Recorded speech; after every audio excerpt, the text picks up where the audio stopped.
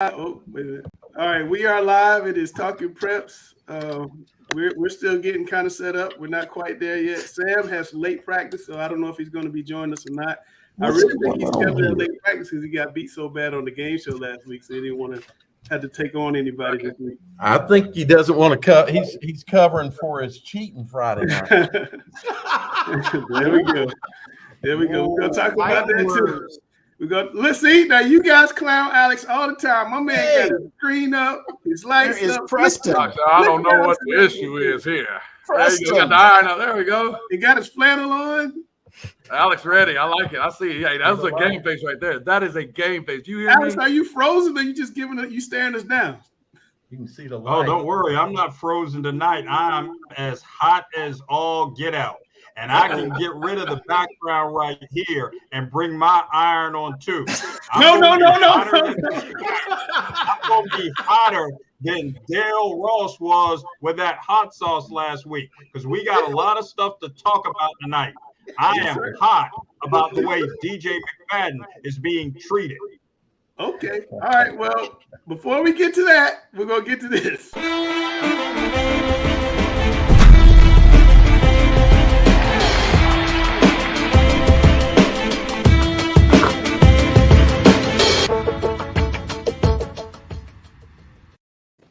All right, it's time for rapid fire. I'm not even going to play the theme music so we can get right to it. Dale, local schools responded really quickly to Hurricane Ian this week. CMS had always not been quite as nimble as that. They would be waiting, and sometimes they get to a point where they couldn't get officials because they waited so long. Got to give kudos for Erica Turner for this, yes or no? Oh, yeah, this was a shock to me that they responded this quickly. They usually wait until Tuesday or Wednesday to make this kind of decision, so good move. Yeah, absolutely.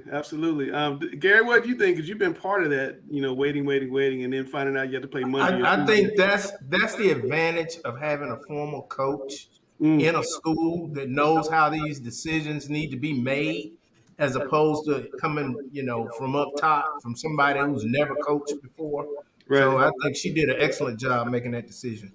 Yeah, I thought that was phenomenal. Chris, I see you nodding your head. You want to jump in there?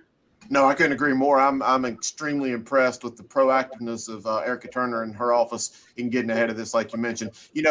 Everybody wants to play on Fridays. Everybody's a traditionalist, and you want to play the football Friday nights. But these schools are businesses. These athletic departments, they need to make some money. You play in a rainstorm, ain't nobody going to show up. And all that. By the way, let's not forget about player safety. I mean, you don't want to risk players, cheerleaders, ROTC personnel, whoever getting injured in the storm. So let's play the games early or play them on Monday. But I applaud her 100%. Yeah, a lot of schools had homecoming this weekend, including Catholic and Chase are two to come to mind. And you have homecoming on Friday night in the rain. It kind of, it's a bummer. You want to have. I think West Charlotte has homecoming too. You want to have homecoming in good weather where everybody can come out, get in the cars, ride around the field, and wave to everybody. So I thought that was really good on Erica Turner for doing that. She jumped on that really quick.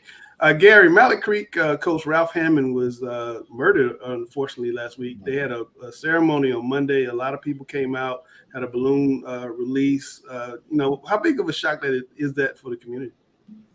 Oh, it's tough, especially for teenagers, because sometimes, you see big kids, especially big Malik Creek kids, and we forget they're still children. And they probably haven't experienced a lot of death in their life. And, he's just with them one day and gone the next. That's rough for kids.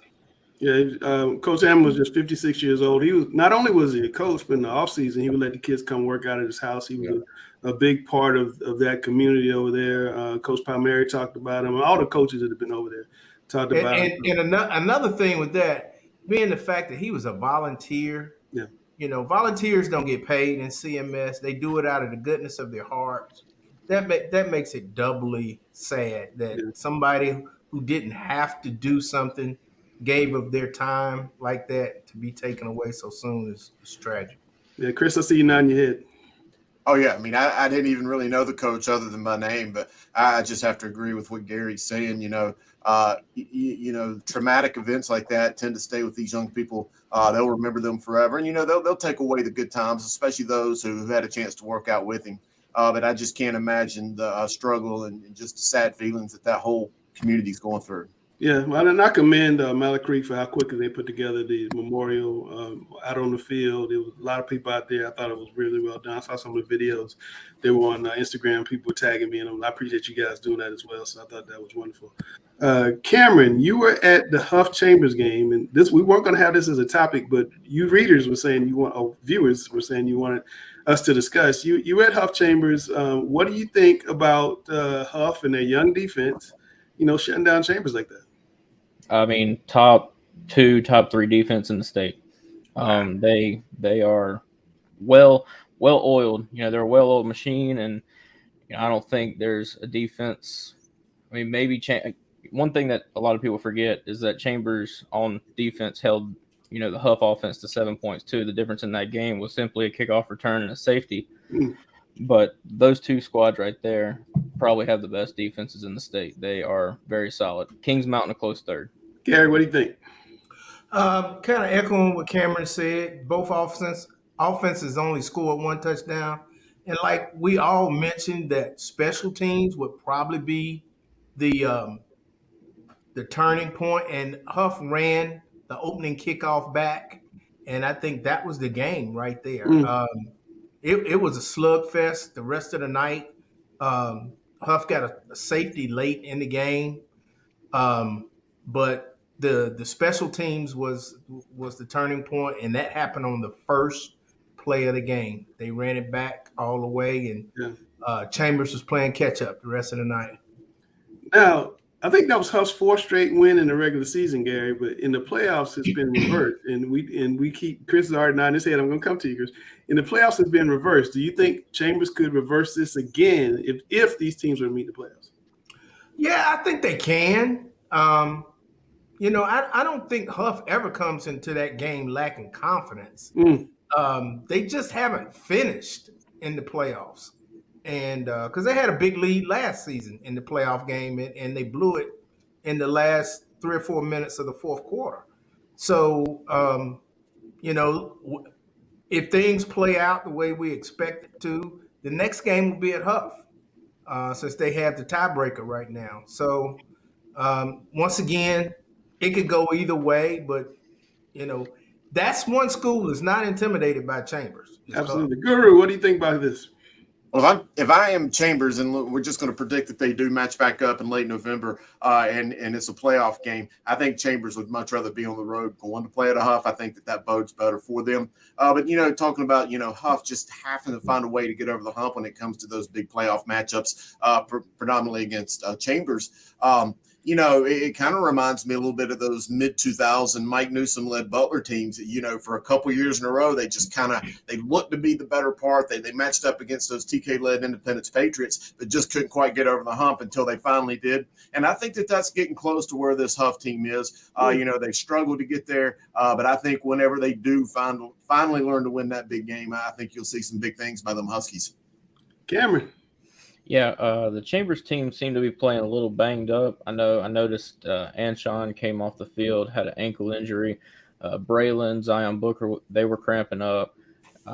So I think, they play again, come late November. I think it could go either way, but I think offenses will probably find their stride in that, game come November if they do play again. I think if they do play again, Chambers has to get the ball into their best players' hands, and KC has got to touch the football. Dale, you were KC was playing hurt. Don't forget that, 5 to 7 years ago when Huff beat Mallard Creek in the regular season, when Mallard Creek was in the midst of their, state championships and owning all of Mecklenburg County, and Huff beat them in the regular season, but failed in the playoffs. So it's not been an uncommon thing for them to win against a rival like this in the regular season and then lose in the playoffs. I think Huff's probably tired of hearing about that. I want to ask about Catholic and Independence. Now, Gary, Independence was winning 35-28. There were about 90 seconds left to go in the game. They were inside Catholic's 40-yard line. In this situation, as a coach, you probably run.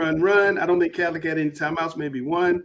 Run the clock out, maybe punt it down there, and they don't have much of a chance to win, or the chances are very small. DJ McFadden went for the jugular. He went for the big pass over the top. It was intercepted. Catholic ran it back near midfield, went down and scored. It went for 2 and won the game. DJ took full responsibility after the game, but what do you think, hearing all of that? Well, I just heard about the conclusion today, and even though I saw the highlights Friday night, I think it's a learning experience for Coach McFadden, but at the same time, I think Independence can be recognized as one of the best teams in town now. I wasn't sure they were In for town real. or in the state? Well, if you're one of the best in Mecklenburg County, that makes you one of the best in the state. That's all I'm saying. That's all I'm saying. Exactly. Yep. Alex, I know learn from it. you've been chomping at the bit to defend your boy DJ, so go ahead.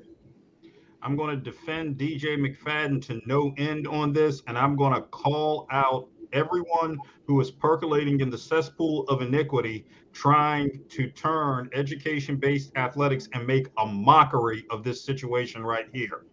DJ McFadden did exactly what he should have done. And what we're seeing here is we're seeing all the haters who hated on DJ McFadden as a player when he had to follow Chris Leak and Joe Cox and said that he couldn't get the job done. He only won 2 state championships himself. So all the haters who hated on DJ McFadden as a player, why don't you just go back into hiding? Because you're hating on him as a coach at the same time. DJ McFadden did what his team does well, and he put his players in a position to do what they do well. The saddest thing about all of this is everyone wants to talk about what they perceive was a botched call. How sad is it that nobody here has been talking about the fact that Landon Herzberg, anyone know who Landon Herzberg is? No, because nobody's talking about the fact that he made a play to intercept the pass. No one wants to talk about that. No one wants to talk about that once Charlotte Catholic got the ball back, that they made plays to score. No one wants to talk about that Charlotte Catholic made a play on a 2-point conversion. Nobody wants to talk about how DJ McFadden, in exemplary leadership, showed his student athletes that it's their responsibility to do what they do well in a situation. He put them in a position to do what they do well, and somebody else made a play. I am sick and tired of all the haters who are trying to come after DJ McFadden, who is an exemplary leader of young men. This is the same hatred to which DJ McFadden was subjected when he followed Chris Leak and Joe Cox at Independence. And I just want to say for the record right here, for all the haters who had it out for DJ McFadden as a player, Mr. McFadden finished. Yeah, that's Mr. McFadden, just like Mr. Newman, by the way. Mr. McFadden finished his high school career as a player with 2 state championships. And he was 32. So all those haters who were out for him back then as a player and are now trying to do it as a coach when he actually showed exemplary leadership, 2 championships as a player, Independence is on its way back under DJ McFadden. Well done, Coach. Chris is back in the chat, so he feels like he's at a revival. Go ahead, Cameron. I mean, I don't think, Alex, that it's anybody hating on him. They're probably questioning his play call. I mean, why not run the ball? There's no need to make a play on the ball and to make an interception if they're running the ball. So I just say run it, and that takes that out of the equation. I'll tell you why he didn't run it. I'll tell you exactly why he didn't run it. And Chris will remember this game. It was sometime back in the early 2000s, one of the last Richmond Scotland games when Mark Barnes was the Scotland coach. And we'll go back to that Richmond Jack Britt game too. But one of Mark Barnes' last games. Uh-oh, we lost Alex. Well, yeah, now I'm gonna jump in where Alex is going, and I'm gonna say this. Nobody is at those practices during the week. We're not there. And got a turnover. It's the same thing that Jack Britt in the 2008 state final. All they had to do was run the clock out. They got a fumble. Richmond wins the state title. You can't second guess those things, particularly when teams do what they do well. And DJ McFadden put Independence in a position to do what they do well. Kudos to Coach McFadden. Yeah, and I want to jump in. I want to jump in here too. You know, nobody else is spending time at the practice fields like he is and that staff. Nobody's watching the film. They know that that's the coaches. They know what those players can do and what they've done in practice all week. They know what they're capable of. Now, sure, DJ McFadden might look back on it in hindsight, being what it is, 2020. He might think, man, I'll do something different next time. But you can better dadgum believe that he's going to take this with him, and years from now he'll go back to that, and it's going to be a learning moment for him. And you talk about Independence being on the precipice or the verge right there, being a top 10 team. I think DJ McFadden is showing every week that he is, one of those next level coaches that we'll be talking about for the next 10, 12, 15 years, however long he coaches. And I think that this one game right here may be that one shining, defining moment that pushes him on forward to big, big things. Dale. Okay, so I've known DJ longer than anybody. I've known him since a freshman at Olympic, and I love the kid, and he knows that. I'm not hating on him. He made the wrong call. He will learn from this. DJ's that kind of coach. He's that kind of person. I understand what he was doing, and I don't disagree with the motive for what he was doing. But sometimes, especially as you're building your program and you're looking for that signature win to help bring that program back up to where it was at, you have to do the things to get the W. But not hating on him. I've never hated DJ. I always loved him. All right. I want to hear from our offensive coordinator in the room. What would you do, Grace, in the same situation? Yeah, I think, you look at the situation. I think, with his team, he's built that team around the sophomore quarterback, Justin Little. He is one of the best quarterbacks in the city, one of the best young quarterbacks in the state. I think with what he has available to him, you take that opportunity. I think, coming into the game and clearly by you guys' picks, everyone thought Catholic would win. You're in a situation in which you're really the underdog. I look at it as in that situation, you want to play I declare war than poker. If you're playing poker against a team like that, you feel like the house may win. If I'm playing I declare war, if I'm taking that shot, making a 50-50 chance to win, and I get that chance to win and I make that play, game's over. I think he took that position. He wanted to go and have support with his quarterback and say, I believe in you. I trust you. And we're going to make this play. It's going to pay dividends down the road because his quarterback knows that my head coach has faith in me and I'm going to make that play next time. All right. Well, I gave Gary and Dale a little homework. I asked them what Charlotte-Mecklenburg conferences should look like because we had a discussion last week about West Charlotte and West Meck being 2 3A teams in the best 4A league in the state. And I still don't think that's fair. So I asked Gary and Dale because they're two of the people I know to follow high schools the longest. And Gary came up with his idea, and Dale came up with his idea. And if you guys out there have comments, drop them in the comments. We'll put them on the screen. There you go, Gary. Okay. I thought about what are the ways that we could do it that would be equitable. And first I said, well, what about we have one conference for football and then one conference for basketball? But when I got to thinking about it, the conference that tends to dominate football also dominates basketball. So I said, well, we're going to have to break up that combination. So what I looked into is the ADMs of all the schools in CMS. The only numbers I could find were from last year, so they don't include Palisades. Of course, Palisades is created from Olympics, so it doesn't have Olympics current numbers. So I kind of did it that way. We have 3 schools in the school system that have over 3,000 students. That would be Audrey Kell, Myers Park, and South Meck. So I put them at one in each conference. And then we have about 7 schools that have between 2,000 and 2,500 students. So I took 2 from each out of that 7 as best I could and put 2 in each conference. And then we have about 7 schools, including Charlotte Catholic, that have 1,500 students or less. Okay. And then I filled it in that way. I couldn't consider rivalries because there's so many rivalries that you couldn't accommodate everybody. I So think nowadays every CMS game is a rivalry. Almost, it's kind of gotten to that point. Let's take a look at Dale's list. Let me find Dale's list. That's Gary's. Wait a minute. What did I do with Dale's? I hope I didn't lose it, Dale. I don't know. You just had it up there before we started. I know, and I can't find it right now. Hold on a minute. Well, what do you guys think? Well, I got Dale's. Wait, I was just about to ask you guys which I found Dale's. I apologize, y'all. It's live TV. Here we go. There's Dale. So the way Dale did his was, I figured the way that our playoffs were done in the past with split playoffs, that was done for equity based on ADM. I think we all understand and believe that ADM should, schools with similar ADM should have similar capabilities or ability to be as good as each other. So I did mine solely on ADM, highest ADM to lowest ADM.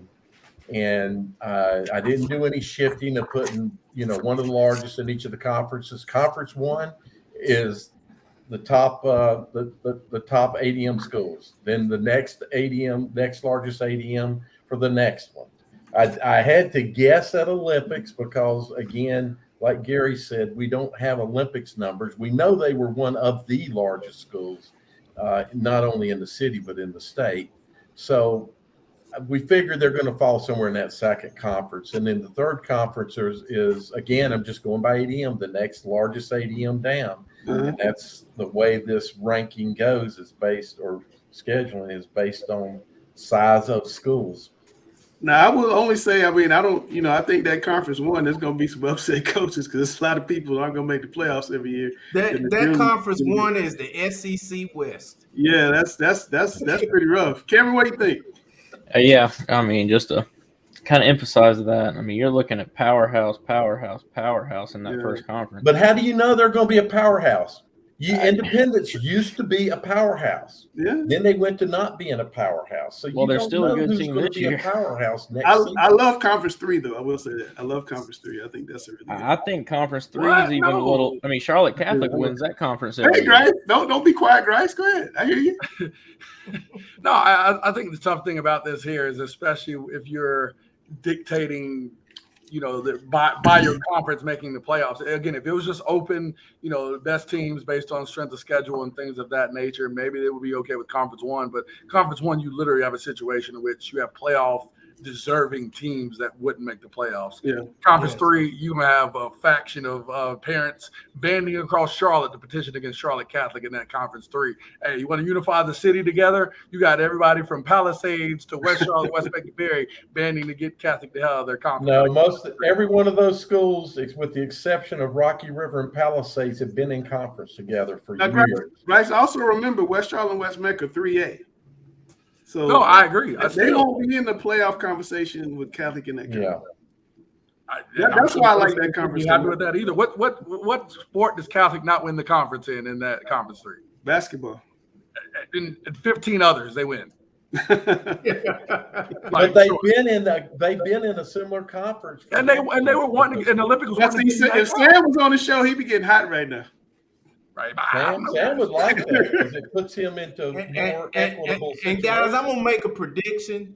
In the next realignment, West Charlotte won't be 3A because that school is gonna fill up. Right. If you've seen the progress going on down by West Charlotte and the people that are moving there, their numbers are getting ready to increase. Don't give out Sam's secrets now. He told us one more thing: those conferences need to be realigned every 2 years. I don't disagree with that. I don't disagree with that. The Charlotte changes so fast. I like it. Cameron, you get the last word here.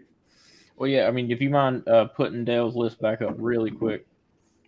And I just got rid of it. Oh, Lord. That's going to take less than 5 minutes. I know, right? Well, it's okay. I think I can remember. I think Butler wins Conference 2 in football, like year in, year out. Butler would probably win that conference the majority of the year. You can't say anything in CMS year in and year out because schools change. Power shifts in CMS. That is very true.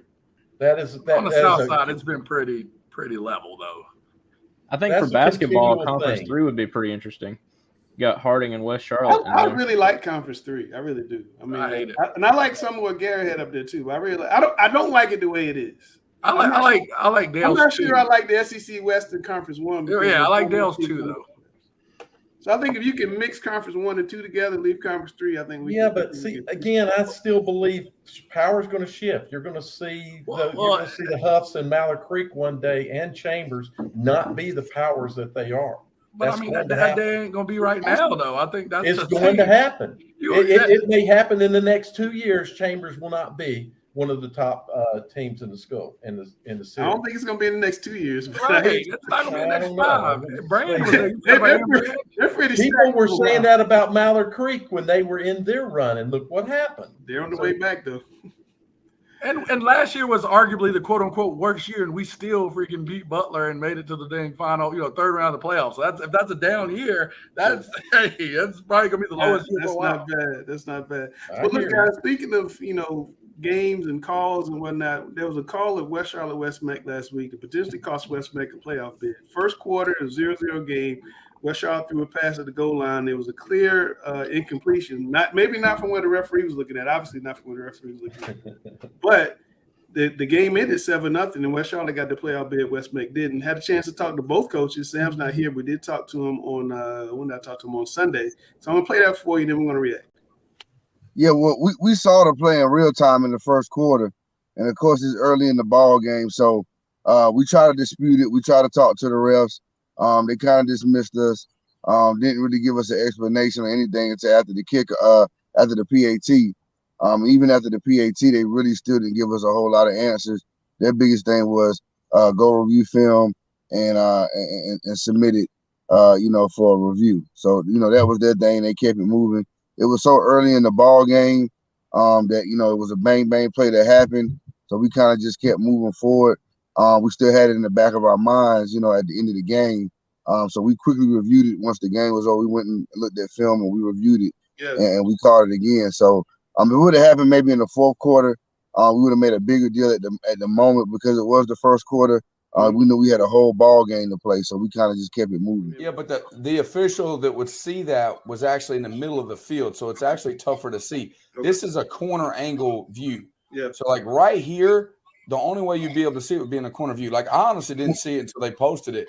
When you watch it on film from up top, you can't, like if you turn in game film. So this is our thing, Sam. So as soon as it happens, we know it's happening because we hear on the headset, our guys up top see it happening clear as day. So they're hollering in the headset to me, what's going on. The side judges has the same view or a better view than I have. So he actually can see the play. So he can see that it's happening. And it's a controversy because they don't automatically call it a touchdown. They're looking at each other because they're talking, and he sees it, and we're yelling at him, and he's like, hold on, I got it. I'm gonna tell him what's going on. Next thing we know, it's a touchdown. All right, Dale, we have a referee problem in the area, in all areas. There's not enough referees. They get abused, and Grice can probably talk to us because he's a referee on the weekend. They get abused, they're underpaid, they're overworked. But I know you want to have more referees to avoid situations like this. They had a 5-man crew, they had a 7-man crew. Maybe they don't miss that call. What are your thoughts here?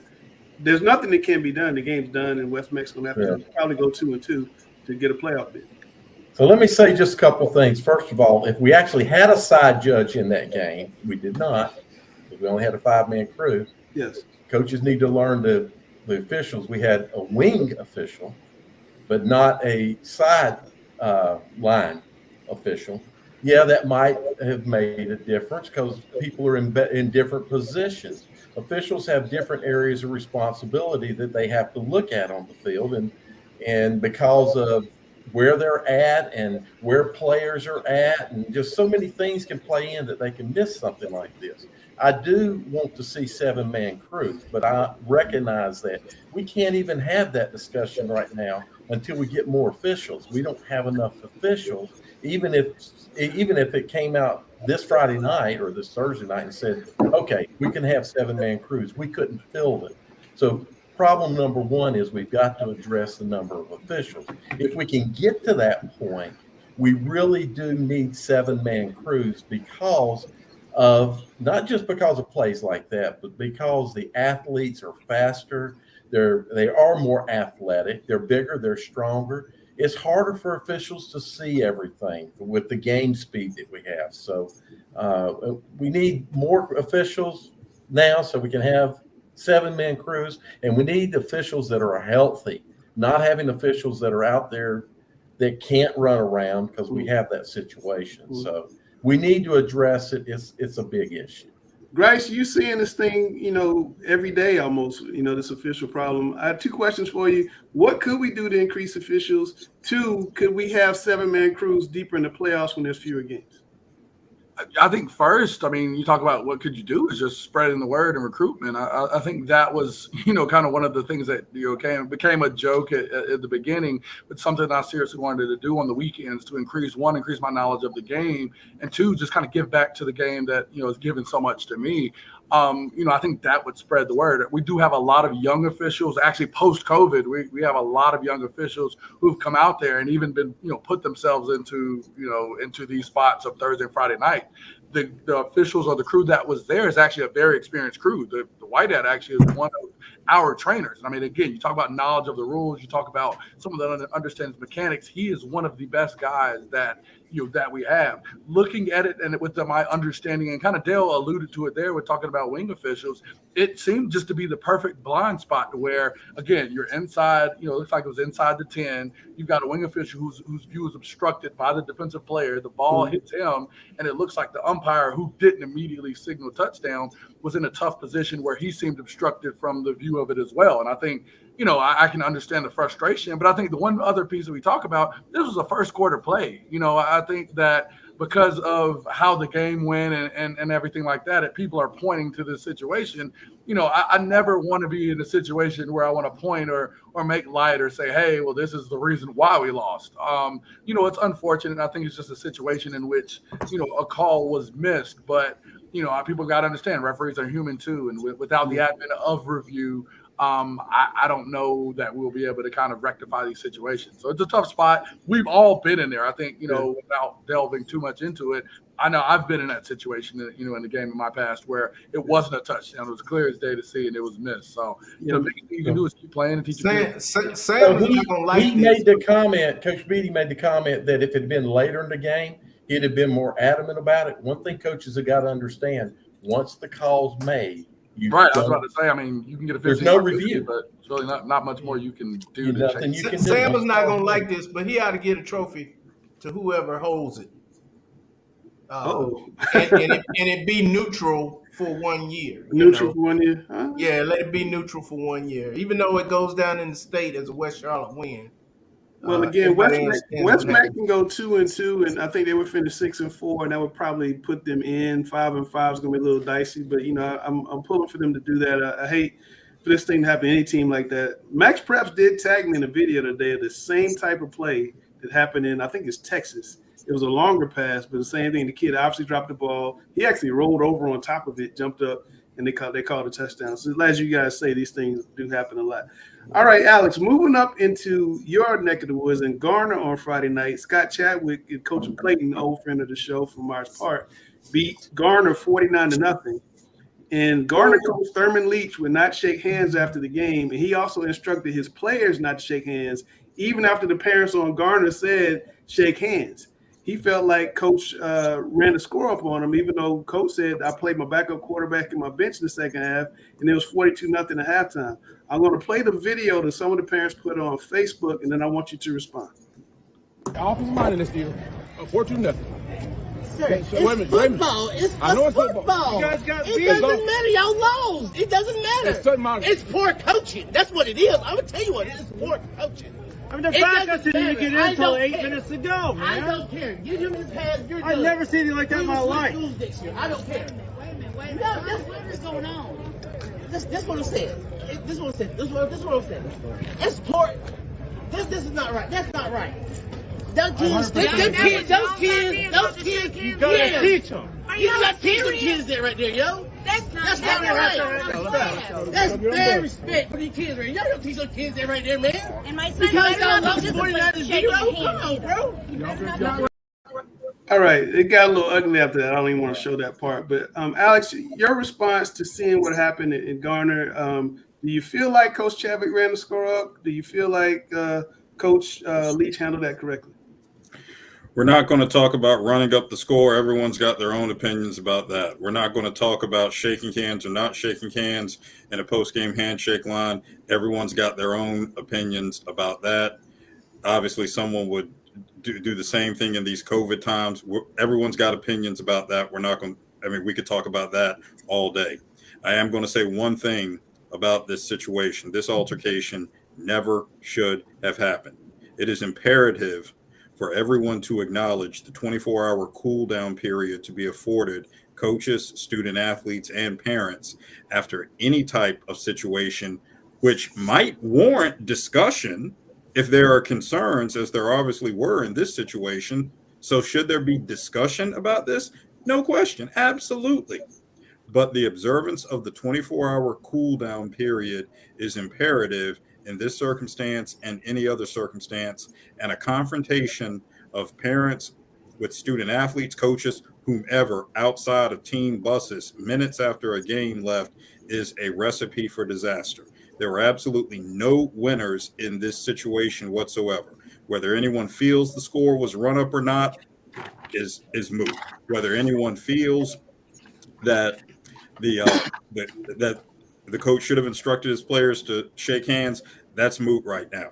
Let's look at the requirement that it be imperative for there to be the 24-hour cool down period, and then we can sit down and hash these things out if there are concerns over whether it's running up the score, whether it's the example a coach is setting for players, whether it's how something was handled, whatever it is. But there were no winners in this situation. This reinforces the absolute imperative nature of the 24-hour cool down period to be respected. Grace. Absolutely not. The behavior shown by that coach was disgusting, in my opinion, and I think he deserves, at minimum, a reprimand from the state.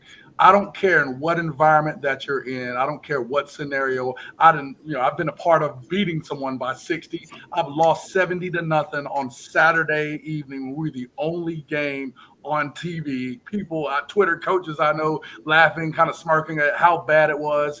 They intentionally scores being run up, whatever, what have you. I still shook everyone's hand, looked in the eyes of every single coach and said, good game. You're going to be on the good side of this and you're going to be on the bad side of this. And for this coach, one, to not shake the hand of a coach. We know Coach Chadwick, first off. Let's start there. We know he's not been a part of that, and he's been on the winning and losing side of games. And to not shake his hand, and then even more so to instruct your players to operate in such a manner is not the leadership that we hope that we have from coaches within the state here. It's something to me that's despicable. I don't care how you feel. I've had coaches that I've wanted to fight. I'll say that. I'm sorry if that gets me in trouble. I've had coaches I felt that strongly about, but I'm going to look you in your eyes, shake your hand, and say, good game. This sport gives us too much, and we go through too much to prepare for a game. You've got to respect your opponent in every scenario to shake their hand and say, good game. That's unacceptable to me. These are two coaches that I've known personally for a long time. Coach Thurman Leach played football at Fuquay, was a great player collegially, has been a coach at Garner since 1989. And, that's been such a proud program. And Garner was such a standard bearer for 4A football for a long, long, long time. Obviously, we know about the state championship in 87. And then Coach Scott Chadwick, of course, we're very familiar with him here. So I know that they're both class human beings and class football coaches. I know that there's a lot of frustration in Garner. That's just not the program that they used to be. They're used to being on the other side of those 49-0 wins, and they've won a lot of 40-plus blowouts over the years.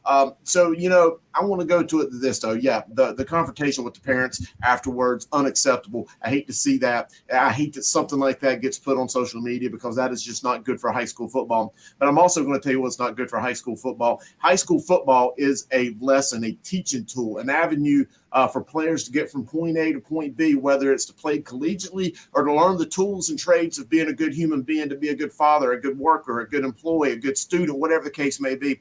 And as a coach, you're supposed to be the one out there leading the way and showing those players how to be those good men. And that's, to me, is just not the look you want to look. You want to show 49-0, a 42-0 score at the half. They only scored 7 points in the second half. That is nowhere near running up the score. To me, I hate it. But you know what, it is what it is. But I'm more concerned with the lesson that he's showing those kids. Again, I've got the most respect in the world for Thurman Leach, calling him a dear friend. But you know, I just hate it. I hate it happened for everybody. So Grice and Chris, both of you, great words. It's a sad situation. And what happened that we saw from the social media, I'm not even going to comment on that because I think that's irrelevant to what was being asked here. At the end of the game, you've got to acknowledge your competitors. You need to teach your players to acknowledge your competitor. And that's done through handshake. That's the way that we do that. We all know that Scott would not run the score up. We all should know that the first half of the game is you're going to do everything you can to score and play ball. Running up the score is throwing for touchdowns in the fourth quarter and throwing for touchdowns at the end of the game instead of taking knees. That's running up the score. So teach the young men to be good, solid citizens and humans by acknowledging their competitor that they had a big battle with. Yes, they lost. It's hard to lose. But as a good person, you've got to accept losses just as well as you accept wins. And that's really the other two guys so far have just had great words. So I can't really say anything more. Totally unacceptable by the Gardner coach. He's practicing being a victim, and you don't want to teach your kids to be a victim. The only other time it's acceptable not to shake hands is if you've had several skirmishes that have led to personal fouls and it's being heated and you're trying to keep a confrontation from taking place with the kids, not with the coaches, okay, with the kids. You're trying to prevent a confrontation from happening with the kids. I've seen that happen before. But the coaches have to be the role models. They got to shake hands. So the coach from Gardner is totally wrong and acting like a victim. Get better. You don't want the score run up on you? Get better. Exactly. What did Tommy say about it's your scoring job. 49 You points? can only coach one team. But he was beating people. He He used to always say, "It's your job to stop me." So exactly. And I've seen him once on the opposite side of the state championship game. They lost, I think it was 39-3 or something, 39-6 in 93. 39-6 to Northern Durham, 1993. Tommy shook hands and he took it and he talked to him. He took it like a man. That's the worst loss I've ever seen him take. All right, so that was rapid fire. It wasn't very rapid, but I want to let you guys have a little fun today. We don't have a game show since Sam is allegedly at practice. Allegedly. Sam's practicing for his next cheating move for this coming Thursday night. All right, so next up is Grice's Gems. We're going to find out who are the state players of the week.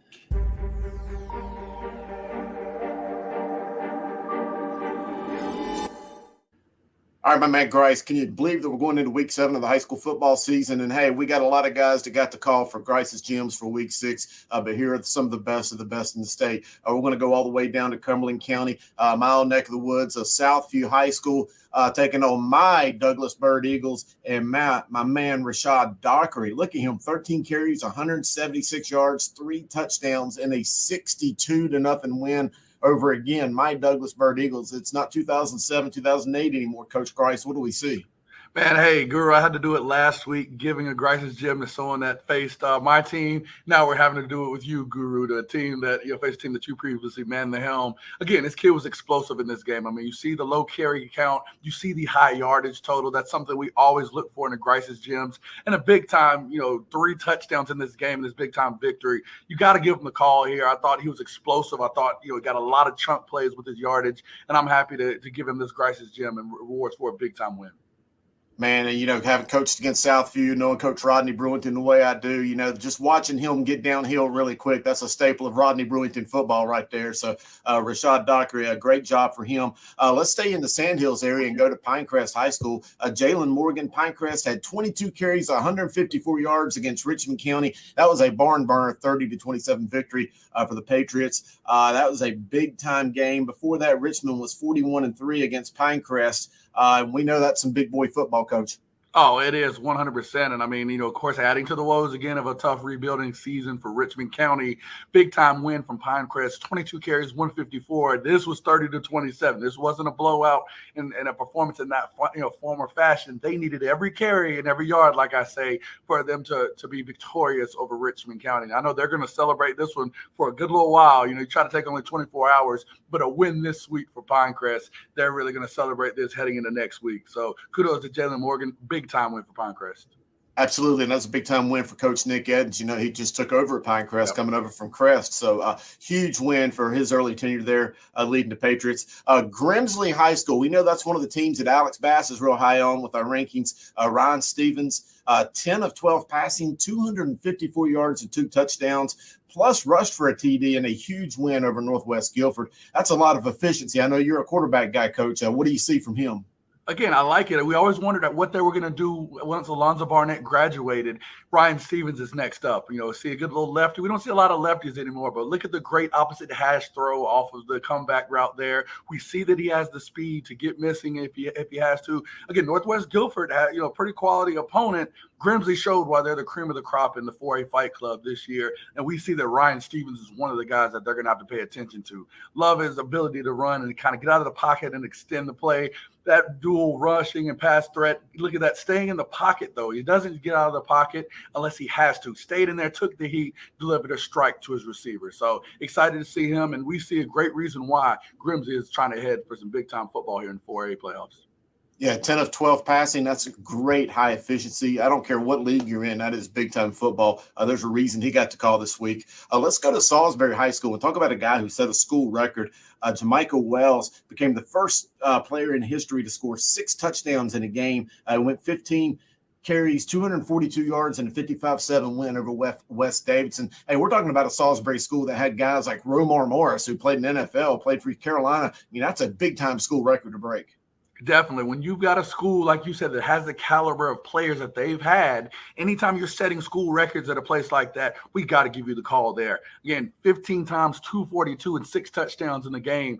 Hey, Coach Trevette knows that you've got to beat the guys around you. 55-7 win over West Davidson. I think he's establishing that, hey, we're going to keep this thing rolling here. And I think we're starting to see that, Coach. A lot of new, a lot of old faces that we know as coaches, new places. They're leaning on some of their big talent there to really establish what they're trying to do and make things big in their area.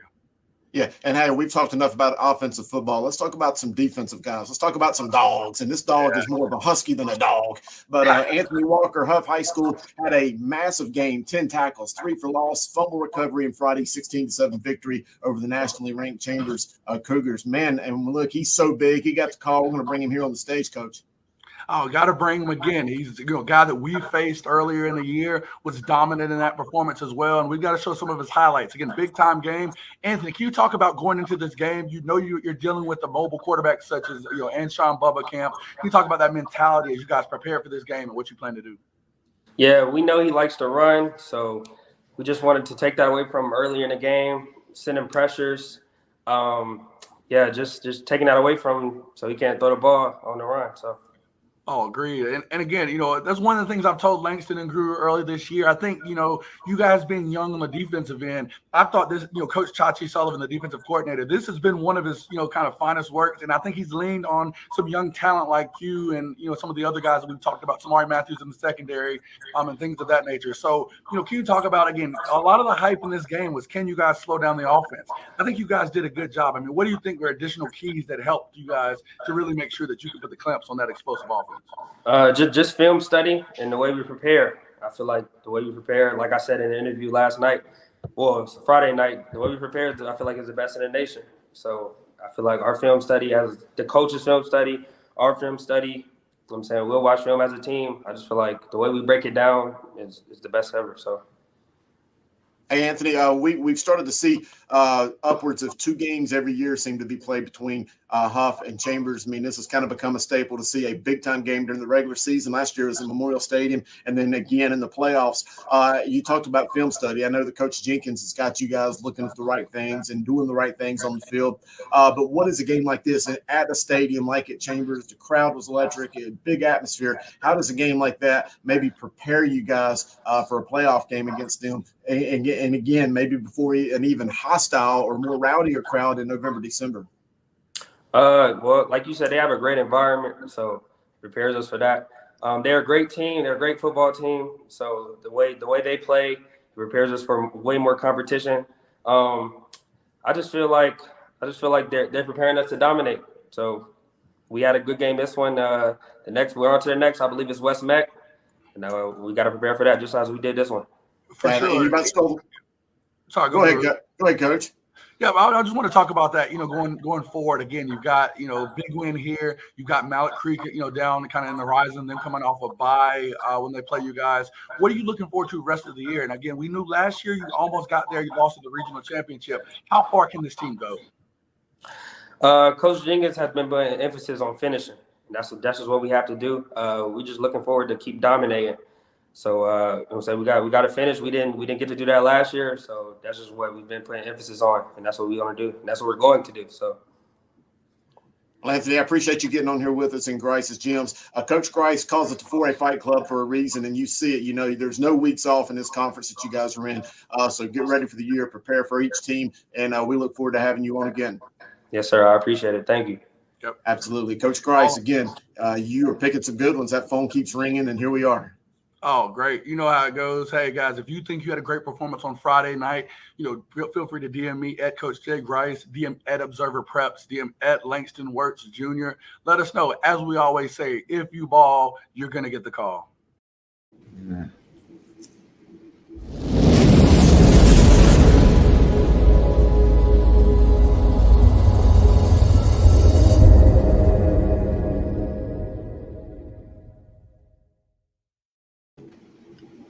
To protect the integrity of the sport and further promote optimized safety of student athletes, it's time to eliminate the 8-quarter rule beginning in conference play.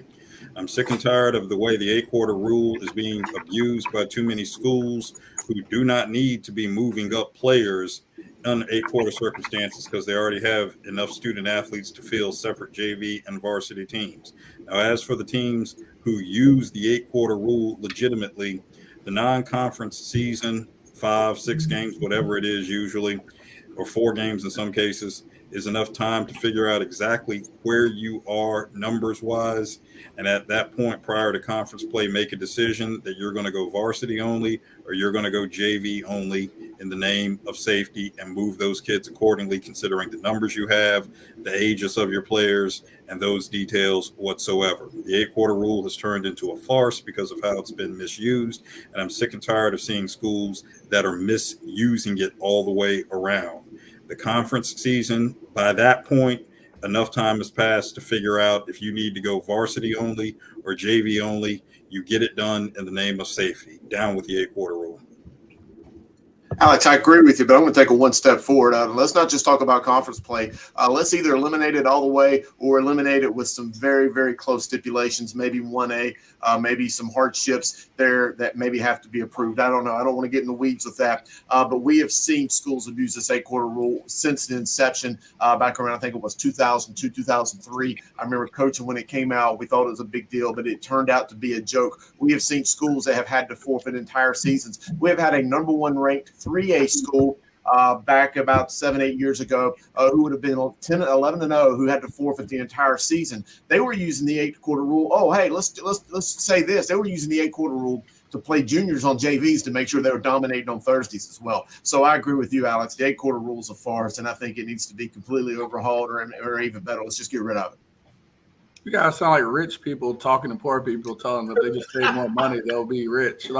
Again, you're talking for a lot of these schools. You keep giving me number 1 and all these top teams. What about some of these smaller schools? We talked about post-COVID, how people were struggling with numbers, which that hasn't gone away. You have so many more schools that don't have than have, and you're in situations where you've got programs that, in order to play games on Thursday night and make sure they have enough depth on Friday, they've got to make sure that they have enough players. They've got to use this 8-quarter rule. For varsity, when I was at Hopewell, we had 6 offensive linemen that were exclusively varsity. So we had one guy go down. We had basically had nobody to help support. So with this 8-quarter rule, we just moved 2 guys. Just having some sort of depth that we wouldn't have in a normal program. The 8-quarter rule allowed for us to do that. It's not necessarily that we needed these guys to play multiple plays or that we were trying to be dominant. But like I was at Hopewell, and like a lot more programs are, we're just using this to survive. And for you guys doing this, sure, for these bigger programs, it might be good not to use. But for a lot of programs out here just trying to make it work, you're crippling them in an order of just looking at what's helping the better programs. Totally agree with Grice. I think it's, offensive lineman, that situation is relevant, but I think more than anything is quarterbacks. If you only have one quarterback and one goes down, and you need that extra guy to bring up just in case, because that's the one position that you can't just throw somebody in who's never played it before. You can move a guard to tackle or tackle to guard or inside linebacker to outside linebacker, corner to safety, vice versa. But quarterbacks need to be able to be eligible for the 8-quarter rule.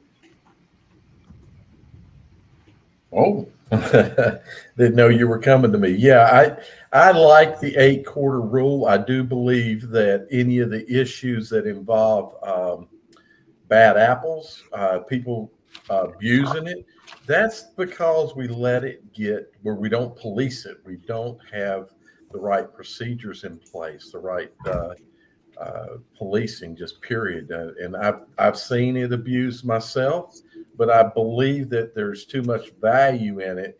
And Gary just hit the nail on the head. The teams that don't have a backup quarterback, that's a great position for it. And instead of moving that kid up to varsity, you're potentially killing his potential to develop by playing JV time. And that's the reason of the 4-quarter rule. Let him play there. And then if he's needed on varsity, he's able to be brought in and be played. Police it better. That's what needs to happen.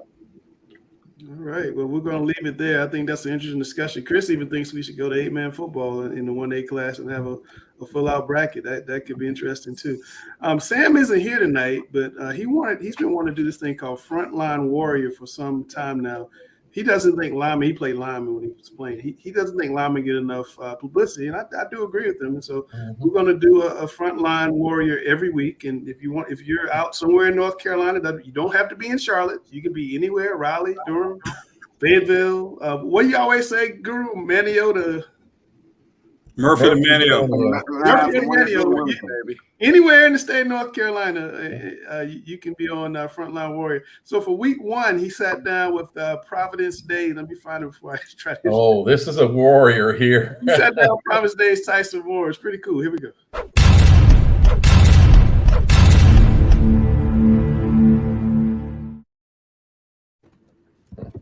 I know who's wrong. That's my fault. My fault. It's live TV.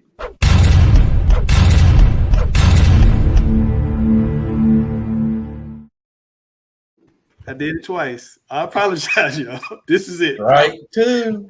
I promise. This is it. This is.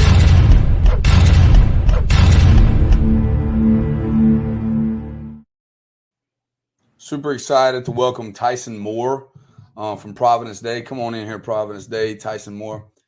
This is going to be a new segment we're going to do every week. This is going to be my favorite segment. It's going to be the Frontline Warrior, guys that don't get enough attention, the guys that really win football games. And this guy did an amazing job past game. Talk a little bit about it, Tyson. We just had a great game plan going into the game Friday night. We practiced all week on our jobs and our assignments, and we just made sure we were all ready to play as a group. Yeah, I mean, you guys did a phenomenal job. Grading out of 96%. I mean, to grade out of 96% as an offensive lineman, you have to play literally a perfect game, and it looks like you did that. And we got a lot of your run blocking highlights on here. You know, I know you're great at pass blocking as well, but I love being able to see offensive linemen move people against their own will. There's something about that. That's what speaks football, and that's exactly what you're providing to your team. I mean, I think this play right here is where you drive this guy probably like 15 yards and just take him for a ride. Look at this. Literally just keep going. If the whistle doesn't blow, you would have took him to the stands. That right there is what Frontline Warrior represents. And that's an amazing job. You do a lot of that, you're going to have plenty and plenty offers to go. How big are you, Tyson? I am 6'3", and I am 275 right now. That's a really, really big offensive guard. And looks like you're really strong in the weight room. What are you power cleaning right now? I'm power cleaning 290, 300, that range. Are you serious? So, does Chad Greer really, really lift with his team? That's what we need to know. Yes, he does. Is he a beast, or is he kind of like in the weak man's group? I mean, I usually see him bench a lot. He don't do much with the leg. He does the pretty boy lift still, but the cleans, he kind of shies away and just yells at everybody during that time. Yeah, mainly. I love it though. His intensity speaks volumes. I know that he loves when he sees you guys on the front line doing the job that you're doing. But I just really appreciate what you're providing for your team, because you don't get picked up on the highlights whenever they start talking about at the end of the day. This guy had 6 catches for 120 yards and 2 touchies. You do the dirty work inside, but this is what wins football games. Frontline Warriors, and I appreciate your time, Tyson. Thank you. Thank you for having me. No problem. All right, I think that's really cool because linemen don't get enough love. So we're going to do it every week. Again, if you're anywhere in North Carolina and you think you should be featured on Frontline Warrior, DM Charlotte Preps on Twitter or Instagram, and hopefully we can show on real soon with Sam. And hopefully that can be, one of the staples of our show, just like Fresh Faces has become one of the staples of our show. Now it's time. That guy blocked somebody like he was Notre Dame blocking Carolina. Sir. He is a beast. He is a true beast on the field. He's really good. He is very, very good. All right, Grice, you get your water during the break? Oh, we got it right here, baby. Ready to go. Ready to work. All right, it's time to find out who Grice is ranked as the top 16 guys in the countdown for the North Carolina Player of the Year.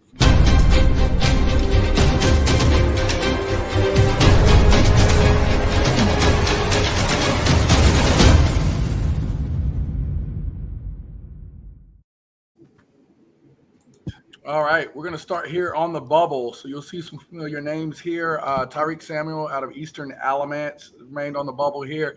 Zarian Jackson Bass, the defensive end from Chambers. Again, big-time performance by that defense against Huff. He's kind of climbing up here on the bubble as a guy that we're getting close to the consideration in that top 16. Chris Culver from Maiden. Again, another guy that, reached out to us, make sure that we were aware that he's wait, hold on. Yeah. Chris, I want you in there. I just don't have enough pull. It's not me, man. It's not that. Again, Chris Culver, again, 25 catches, 654 yards, 9 touchdowns. Also has 4 interceptions on the defensive side. He's very close. Again, a guy that we know we consider. But as we look at the top 16, we'll point out some guys that are having big time years to start out. Also, finally, Logan Wright from Dudley. Miss Noah Rogers there from Roseville, having a big time year on a bye week. I think this past week, but. Again, 11 catches, 307 yards, and 6 touchdowns. Not shabby. We know he's a big-time guy. I think with the issues with some of these guys, and we're seeing it, is that, it's a production from the fact that either they're on really good teams and not getting a full 4 quarters, or you've had some guys that have also had some injuries, as you don't see, Casey Conception, who's around here. But other names that we were in consideration, the AJ Sirianni kid from Community School of Davidson. 8 touchdowns the other week.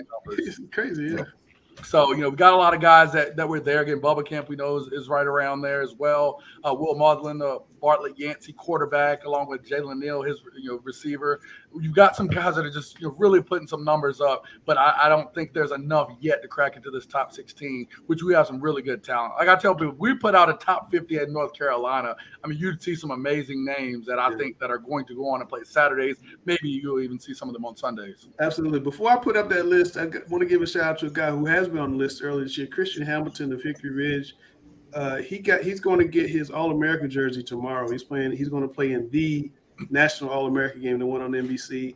It's played down in San Antonio, so that's a big deal for Chris. Congratulations to you. Kudos. And that's the thing, even with a kid like that, I think some of that has been production, but he's still, watching film of him, he still has that get up and go burst. I've been watching him a little bit this week as we prepare for A.L. Brown in that game. He's explosive. So kudos to him. We got a new number 1 here, Grace.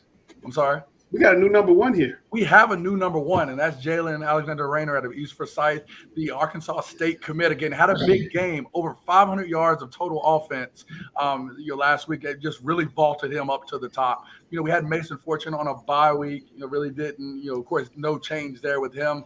Dalen Lee, of course, had a big week last week as Shelby is going, of course, into their dominant conference play. I think he had over 200 yards with 4 touchdowns.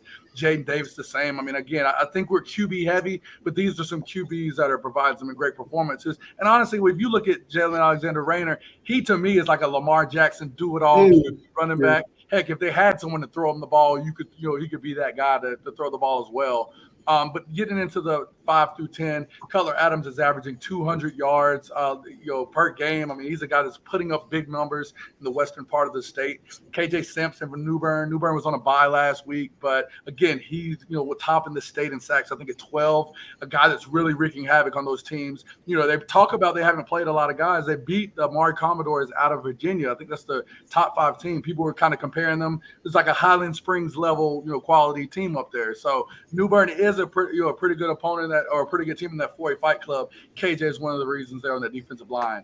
Yeah, got Folger Boaz. That guy's continuing to do great things. I think last week, he had a big time game. I think it was 30 of 39 maybe for over 300 yards. Again, following the footsteps of his brother Jefferson Boaz. So I think you put a big target on the back of your former number 1, Luke Bailey, last week. He had a tough There match. is a big target, and I think that's I think he really didn't have a ton of yards. We saw Butler kind of post that out as far as saying, hey, we did a good job stopping him, and that's going to be something for them going forward. I think they've got a Mooresville team that hopefully he's able to get some yards this week, but had a tough week and really was the reason for that precipitous drop down to number 8. You go into 9, Nathan Leacock from Millbrook. Again, they had you're preparing for this big week against Heritage. He's going to be a guy, one of the top receivers in the state. Big time performance from him is going to be needed. He has 840 yards and 13 touchdowns. So again, I know Culver was talking about his numbers, but we've got some guys with some insane production that are ahead of him. You look at Tad Hudson. I think Tad's having one of his better years. He's even struggling with not really getting the chance to play 4 quarters or playing against extremely tough defenses as he had this past week. I think he could be higher. Black Bradley Brown here out of Lee County, one of these backs from the east that's emerging, 1,264 yards, 14 touchdowns. Another guy averaging 200 yards a game, 8.6 yards per carry. Javaris Green, which we may talk about a little later, 751 yards, 12 touchdowns, averaging 150 per game. And then you look at some of the names that we've seen that are familiar here, rounding out as far as David Hobbs from Robinson, the beast of a D-line, one of the top recruits in the state. Marquise McCombs, who had video game numbers last year, still putting up some yards, but Chase is 5-0 and really shutting people down. So his production, I think, is hampered by their success.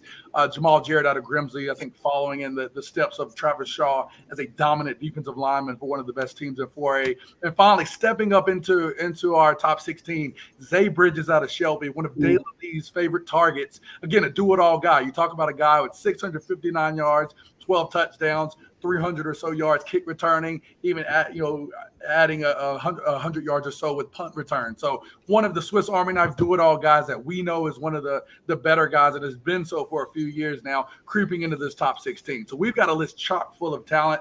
I think that these next few weeks as we get into some big-time games, is really going to shake up our top 16. But no, not going to be 16 for too long, Gracie. You got to start tearing that thing down. That's where it's going to be really tough. We can't keep 16 all year, sir. You got to start. I know. A few weeks we're going to get it down to 8.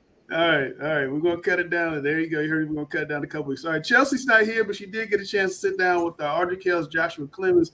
Joshua wants to get his pilot's license, and he also is talking about the big game coming up on Thursday night with arch rival Audrey Kell, which should draw a little bit of a crowd over the Mark.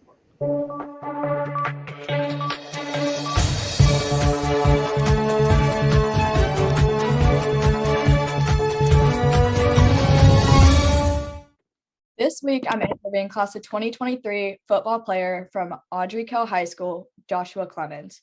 So, Josh, last Friday, you guys kicked off your first conference game against Palisades. You guys went 48-0. Kind of give us a recap about that game and your performance also.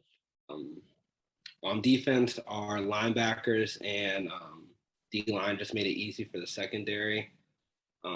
Me personally, when they threw the ball, I had 2 pass deflections and a couple of tackles, and we just played great as a unit on offense. Our O-line just did a great job blocking for on run plays and pass plays. Our running backs did a great job running the ball, and our quarterbacks and receivers did a great job in the pass game. And on special teams, our kickers did a good job kicking, and we did a great job covering on kicks and returning kicks. And our coaches had a great game plan.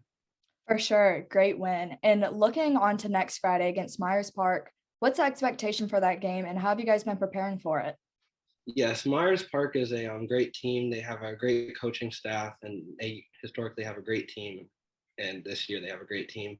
But we just have to stay focused every single week. We just have to prepare like we've been preparing.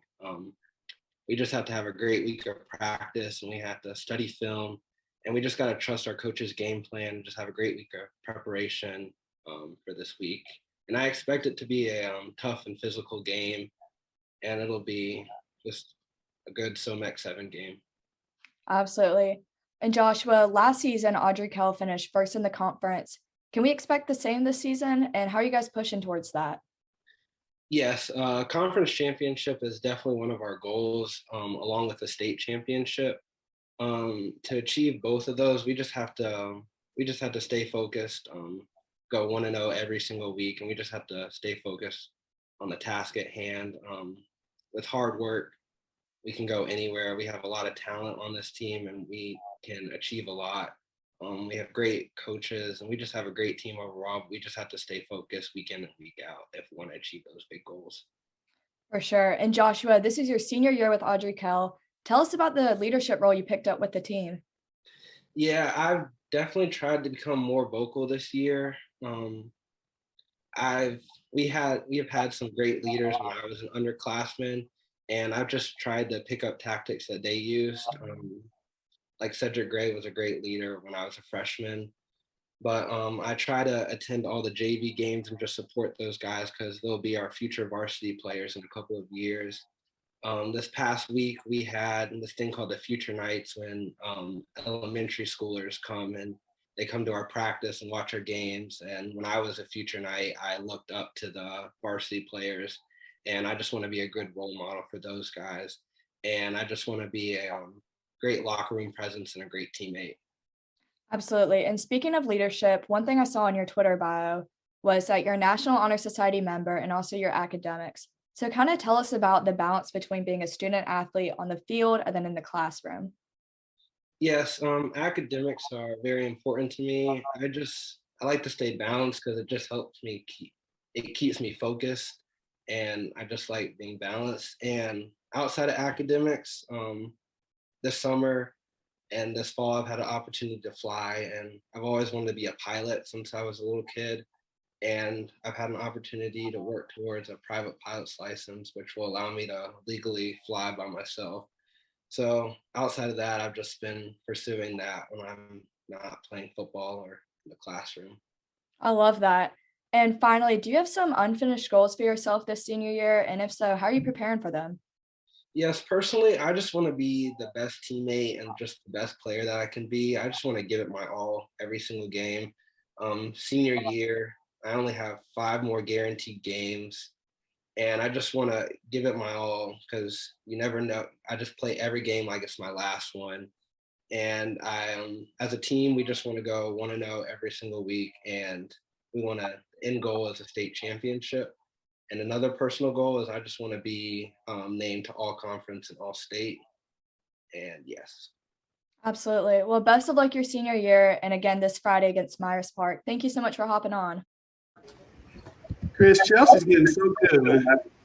She is. I was just making a comment. You know, I had worked with her beginning 2 years ago over with Dina King and all the guys at NC Preps, and to see what she did with us last year and today, now that she's a senior, I mean, she lacked so much confidence in the days, but she is nothing but confidence now. She has done a great job, and I see a bright future for that young lady and whatever it is she pursues. Yeah, she has really come on. If you want to get on Chelsea's World, you can just DM Chelsea Simple on Instagram and Twitter. Jalen Rayner, we are looking at you, but we got to get you on. I heard you watch the show, so we got to get you on with Chelsea. Hopefully next week get you on because you're number one in Mr. Football right now. So the season start right now. We be coming to see you and giving you the award.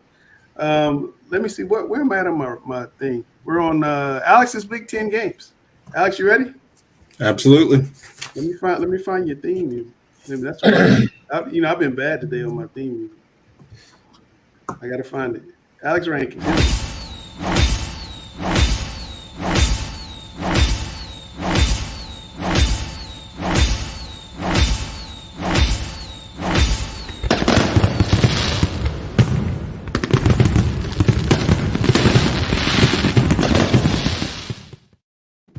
Man, I'm way off. I did the wrong thing. I was doing games and I played rankings. Hey, don't worry. I'll get you right back on because I'm fired up for this one. I've been fired up all show, by the way. Let's do rankings since I just introduced that. Here you go. Let's do rankings right now. There you go. All right. For all these rankings, and I'll say this once, this applies to all the rankings, there were a lot of conferences that had buys last week. So we don't see a whole lot of movement. This 1A, Tarboro just continuing on. Robbinsville getting ready for its big run of mountain showcase games over the next few weeks with Swain and Murphy coming up. But pretty much the status quo here. Christ the King jumps in at 5-0. So we'll go from there. But, yeah, not a whole lot of turnover here. All right. That Christ the King team, they got that big game against Pine Lake Prep this week. That's right. They've got a couple young men on there that I've been looking at, some juniors that may need to pop into our fresh faces. That's going to be a big challenge for them. That may be the biggest game in their existence, in their young 2 or 3 year existence. Wow. Coach Trotter. All right, Alex, 2A. All right, same thing. We talked about Folger Boaz a little earlier. Again, bye week for a lot of schools, not a whole lot of turnover. East Surrey, Reedsville, Wallace, Rose Hill, and Burns with that Cleveland County fight club. I say this every week, but Shelby's 3-3 now. They're not underwater anymore. I'm just saying. They're not underwater anymore, but they're not over the top yet. We all know what Shelby. I'll bet you lunch in December they'll be somewhere. Oh, Shelby's still the favorite. I bet you that. We know that. They already are. We know that. But they won't be home in December. That's what I'm trying. We know that. All right, it's going to play out. We know that. 3A, Alex. Here we go. Same type of thing here. A lot of buys. Kings Mountain just continuing on with that Cleveland County Fight Club. Looking forward to South Point and that big game with Crest this week. We'll talk about that a little later. But the buys, once again, not a whole lot of turnover. All right. Don't sleep on Northern Nash. They are top 3 good, I'm telling you. No, they're not. Nobody is going to either somebody's coming out of Cleveland County or South Point there or Dudley before it plays out in the end. Northern Nash is not that level. And yeah, I said it. So if Northern Nash wants to use that as bulletin board material, go ahead. They will. Go ahead and clip this segment for December. Yeah, we will definitely do that. 4A Fight Club. What we got? Help moving up, I see. Same thing. East Forsyth with the big showdown with Mount Tabor this week. That'll be very good. We talked about Grimsley earlier in the show. Huff with the big win last week. Newbern continues rolling after that big win at Havelock a week ago. Cleveland still undefeated, even with Hampton and Locklear having moved on. I mean, really just showing the depth of that program there. Coach of the year consideration from Cleveland. He's doing a really good job. Scott Riley, yes. Scott Riley is a Cardinal Gibbons graduate, by the way. Here we go. But go ahead and say the name. Let's just get it in. You got to say it every week. Just go ahead. Work it in. Work it in. What? Work that name in. Go ahead. Hey, you were the one who drew up the script for tonight. Drew's defense is number 7. You were the one who drew up the script for tonight, not me. We got to say it every week. Nick Drew's defense is coming in at number 7. All right. Yes, and yes, just once again, what'll be interesting for a lot of these teams, Cardinal Gibbons included, is with conference play getting in swing, and we see a number of schools who have favorable matchups after tough non-conference schedules, and see how they do if they coast through conference play and then have to ratchet it back up at the end. A number of schools are going to be in that situation. We'll see how it goes. Always a tough situation. Let's talk about the Big Ten games in the state, Alex, real quick. Absolutely. Yeah, I'd like to begin by saying I'd like to call on all the DJ McFadden haters once again that we talked about earlier in the show, that these are the same haters who have gone into hiding this week because the Charlotte-Mecklenburg School schedule this week has been rendered insignificant, irrelevant, and obsolete with respect to the rest of the state.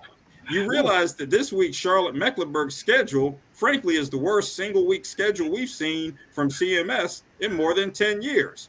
Now, we'll go ahead and acknowledge Olympic and Palisades, since the Olympic coach called out Palisades last week on the show.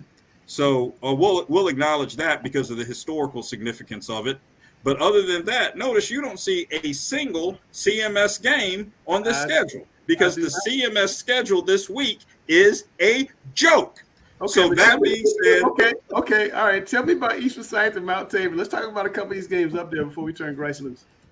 East Forsyth and Mount Tabor, you're talking about programs that have either played for and won state championships in the last 3 years in the 4A and 3A classification. An intra-county rivalry, always very fun there.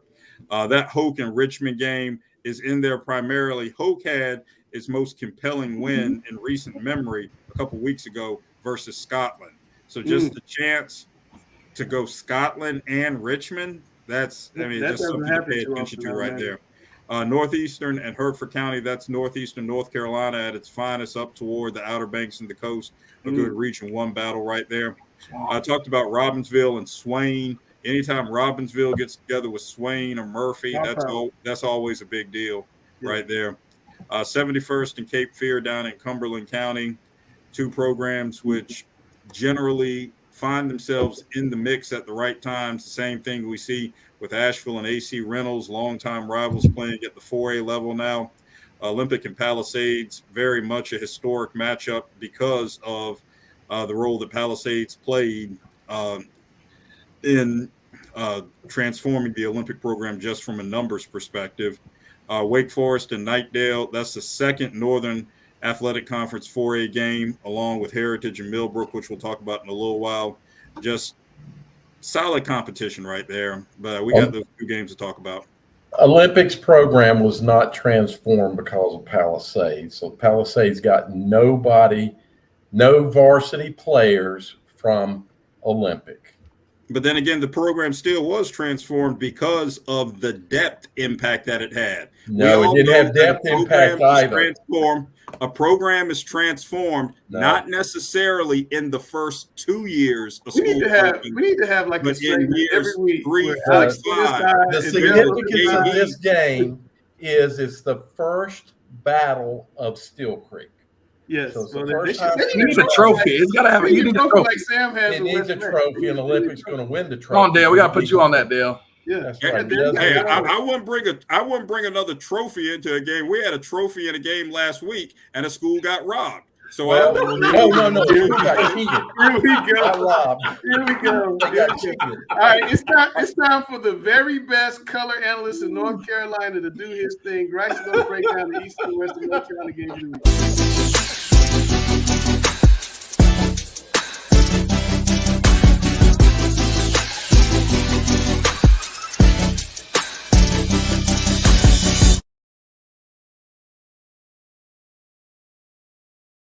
All right, Grice. I had a mother call me from Burlington and said that I'm Western biased because I always start out this segment with the Western team last. So we're going to do the Western team first. Tell me why South Point's going to beat Chris. First off, we had to choose this game again. This is one of the best games around here. Again, two top 10 3A teams. We chose it last year and got an overtime thriller with the battle of Mari Adams and AJ Riley. This one's going to look a little different this year, but not from the South Point end. South Point's going to win if they do what they do. I mean, they run the football. The new face, enter in Cam Medlock, averages 130 yards per game, and now you have freshman quarterback Patrick Blee, who steps in the role that Cam Medlock actually held last year. He's averaging 90 yards per game. So again, we know South Point's going to run that wing-based offense, keep the ball on the ground, and only throw in case of emergency in 3rd and 75. So again, if they don't get in 3rd and Charlotte down there in Belmont, they're going to run that ball and do what they do. The second piece here, if they pass the test, pass the test, of course, that pun there with another pass forward team and stifle Green in this Crest offense. They handled Stuart Kramer's Justin Roquemore, who's one of the best quarterbacks, of course, in that area. Handled him well, picked him off. Micah Stowe and Jaquise Rump both had interceptions. They'll need to have that same type of production and get those same type of turnovers against another pass-first offense to make sure that they do well. And finally, we got to control the clock. We know Crest has, in their game with Shelby was a great example of that. If they get the ball and they get enough time, they're going to put up big points. And the biggest kryptonite for a run-first offense is to have to play from behind and score very quickly. South Point is at their best when they can slowly matriculate the ball down the field, control that clock, and make sure that they're always ahead. Matriculate down the field. Tell me why Crest is going to win. I mean, it's pretty simple. Natavius Husky's got to get the ball to Javarius Green. You've seen him already on our Mr. Football list, on our Sweet 16. He's up there for a reason. He's one of the best receivers in this state. And he's a guy getting about 5'10", 190 pounds, so a big enough body, and he accounts for over 50% of the team's receiving yards. So Husky's been getting the ball to Green all year so far. It shouldn't change in this game, and to be successful, they've got to get that ball to him. They got to improve on defense. I mean, they've been giving up almost 30 points per game, almost gave up 600 yards versus Shelby. Luckily, they were able to get out of that game with a win. If you give up this many yards against a run-first offense, you're not going to touch the ball enough to win this game. So it's going to be a situation where Cole Crocker and Desmond Porter, the two leaders of that defense that are tackling machines for them, have to step up and stop the run. There's nothing else that matters here but stopping that run, or at least slowing it down and putting them in third and long situations to force them to do something that they're not comfortable with just throwing the football. And finally, the supporting cast on offense will need to make a big play.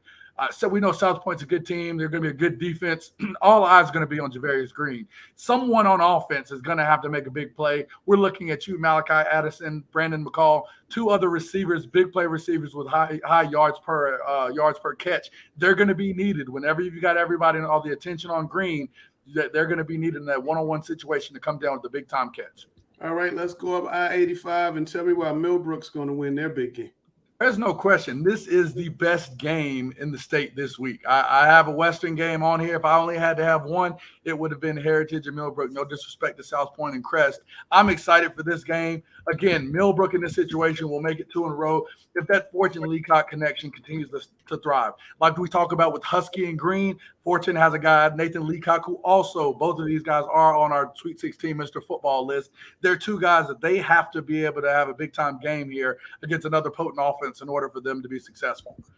Second, they've got to force Heritage to be one-dimensional, and that's saying something. Even with Lex Thomas, with the NC State committed quarterback, Heritage at their best when they're doing well, they want to run that football. They want to get chew up the clock and then use Lex Thomas to get big chunks in the air. So if we can force Heritage to be in pass first situations, force them to throw the ball a lot, that's something that they don't do a lot. And while they may be successful, I think it's something that will help them or help Millbrook to be able to make big plays on defense.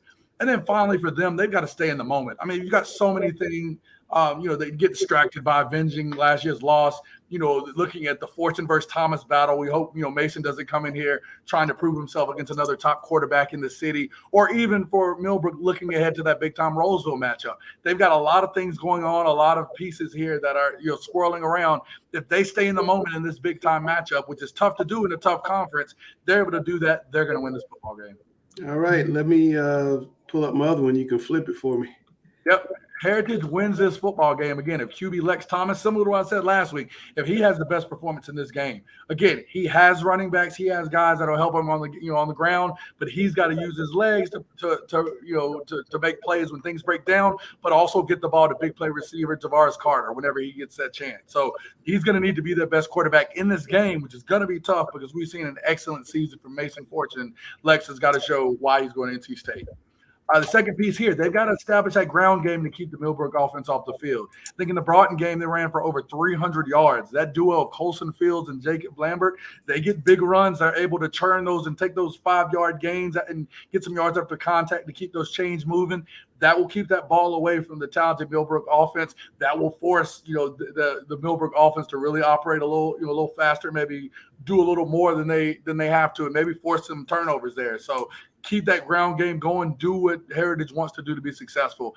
And then finally, the defense has to avoid giving up big plays. They gave up 270 yards rushing in the South Granville game. They've got to avoid that against another big play offense. And while Millbrook hasn't, really run the ball or established a run like that, we do know if they let Nathan Leacock get explosive or get an opportunity to make a play, he's going to make a play, and Millbrook is going to put some points on the board. So the defense has got to avoid giving up the big play for them to be successful in this game. All right, Chris, you had a thought? Hey, I just want to know, I didn't have anything on Grice's games. I mean, Grice is so thorough with those. I mean, he broke them down so great. And this is a little bit off the script, but I know we haven't been given the private schools quite the love, but I did want to throw it out there that I think one of the most compelling games in the state this week is Charlotte Christian. They're 4-1 heading over to Georgia to play Rabun Gap and Akuchi. Rabun Gap, they're 4-2, but they've played a powerhouse schedule, played Baylor High School over there in Chattanooga.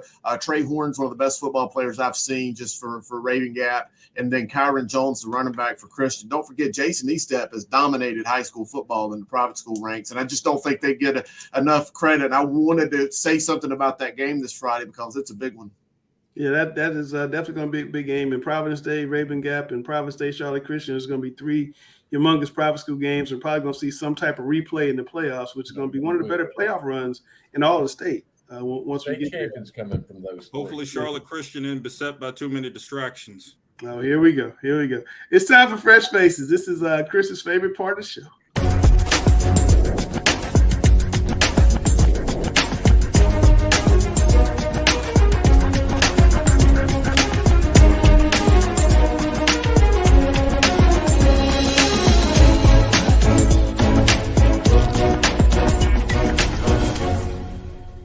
All right, my man, Coach Grice, here we are again for Fresh Faces. This is my favorite segment of the show where we highlight tomorrow's superstars today here on Talking Preps.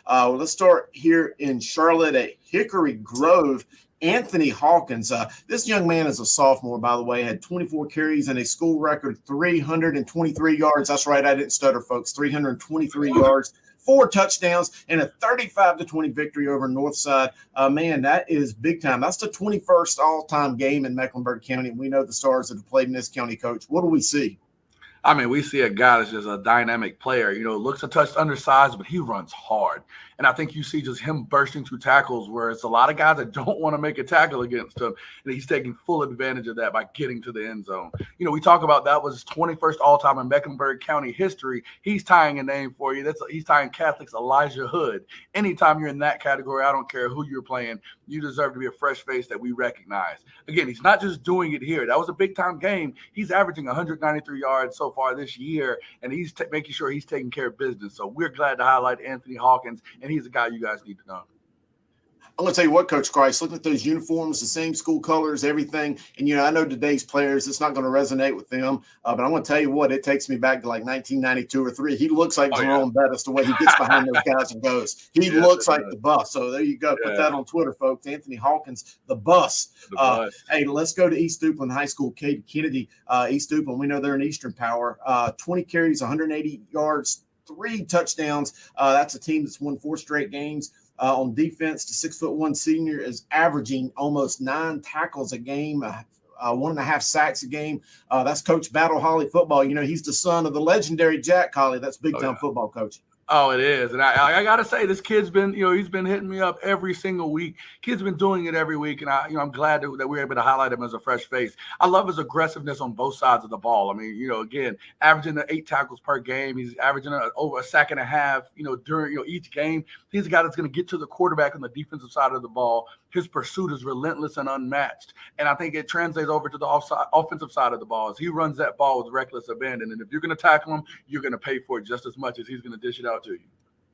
And that's one of the all-time great stadiums in North Carolina. You're right there on top of the field. The fans are right there on top of the action. That's great football. Talk about a school that used to have another big-time stadium that was like right on you. The fans were right on you at Maiden High School. And now they play in the posh Tom Brown Stadium that's just a huge mecca of a field. But Wesley Thompson at Maiden, he's a transfer quarterback, by the way.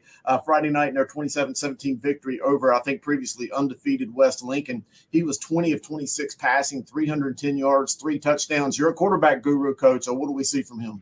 Oh, he's got a great arm, and he's a transfer from Ashe County. So knowing that he came up in an air raid system, we know he's a gunslinger that's going to get the ball. We talk about all the time, big time receiver Chris Culver out of Maiden. You get good reason why he's continuing his success. Quarterbacks want to play with guys like that. This one might be one of the best iterations they've had in a while, though. Yeah, I love the efficiency there, 20 of 26. He's a kid. Look at his stature. He's able to stand in the pocket, find his guy, and deliver that ball perfectly to a guy to make a big play. And again, that's Wesley Thompson, the biggest little football town in America there in Maiden, North Carolina, Maiden. You got to love Coach Tom Brown, the late Tom Brown. He get on football Friday night and say, how about them Blue Devils? Great football town. All right, Coach, and finishing up, we're going to bring it right back here to the Queen City of Providence High School. Billy Wilt, bad boy Billy, has 15 tackles, 1 sack in the game. And, boy, looking at the film right there, look at the circle right there.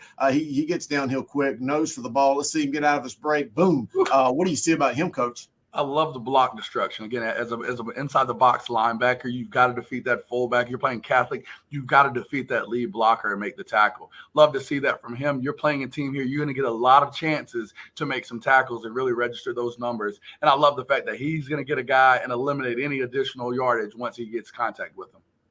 And look at him right there, coaching up his other linebackers and other defenders right there pre-snap. I like him. Great vision, great nose for the football. Anytime you got a player who can be a coach on the field and lead a team in tackles, I don't care what league it is, Pee Wee League, NFL, whatever, you get 15 tackles in one game. That's big time. Oh, big time. No question about it, Guru. All right, again, this is why I love this segment, Fresh Faces. We're highlighting the Mars Stars today here on Talking Preps. If you are a fresh face, how can they get in touch with us, Coach? Oh, you got to reach out at Observer Preps, at Langston Works Jr. Feel free to reach out to me at Coach Jay Grice, at Guru Chris Hughes. Let us know if you're a fresh face and the world needs to see you. I love this segment because we always show the best guys at the right time here on Talking Preps. All right, man. You see the three of hey, where's Sam? We got Gary. Hey, Gary, look at you don't know how to sit right. Look at he's not ready. Come on, man. Hey, the 3 of us in the 3 shot. We know what that is. It's time to lock the door. Lock the door. Welcome to another edition of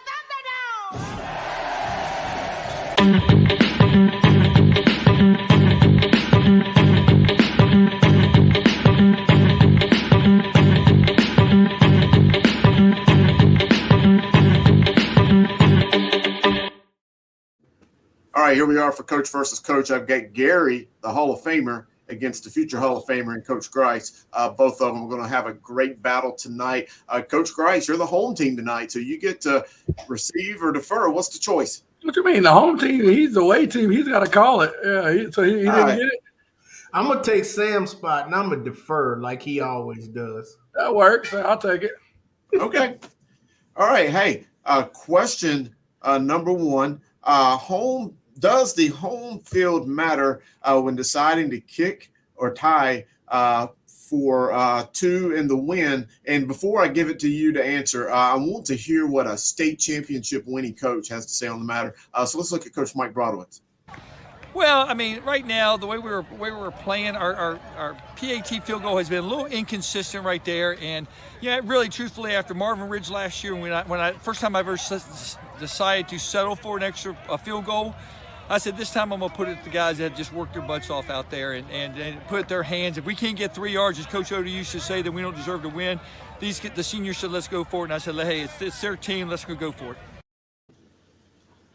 All right, you're up. I don't think it matters. I mean, I think, honestly, I think the bigger piece there, and I think what he kind of talked about is one, just your offense. If you feel like you're the better team, clearly he thought, referenced the great Coach Odo, he referenced that, hey, my offense is better than yours. I know how to get 3 yards, and there's nothing you can do about it. And you're too tired to stop me. And I think that's the decision and mentality that he had. And to me, don't care if I'm playing on Pluto. If my offense is better than yours and I can get 3 yards, I'm going to get it. We're going to dance on the moon. Well, I think home field definitely doesn't matter. I think you look at the momentum of the game. If you've had the momentum, you've come back from a long ways down, go ahead and finish it off. If you've been winning the whole game, then go ahead and tie it up and let's play for overtime. But I think it depends on the circumstances when you make that last score. But I don't think home field has anything whatsoever to do with whether you go for the win or go for the tie. All right. That's it, Coach Gary Richmond. We're going to stay with you on this next question here, Coach versus Coach. Besides the final score, what is the most important stat in a high school football game?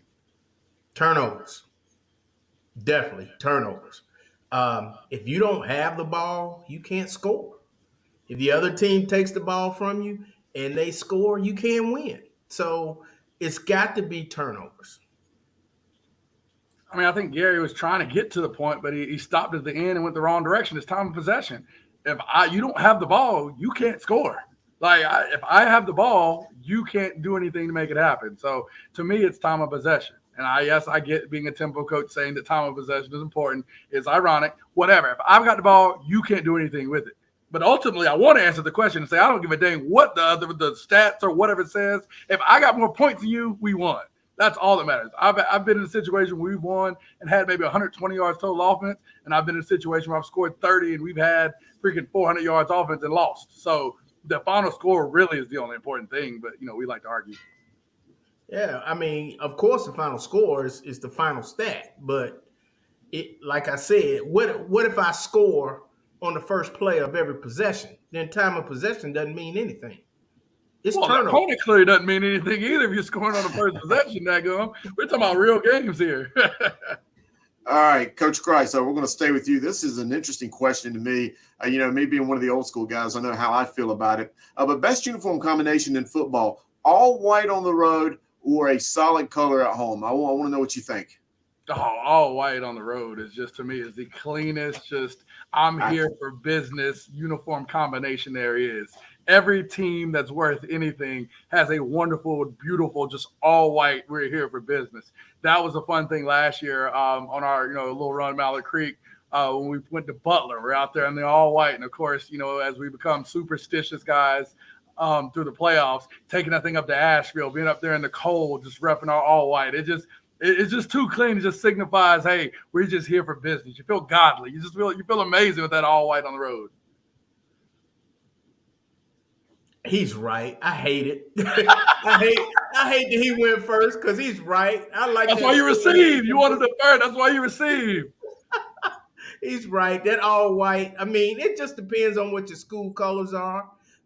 Some school colors are not appropriate for the jersey and the pants looking the same. I mean, say if your school colors are purple, you come out, you looking like Barney.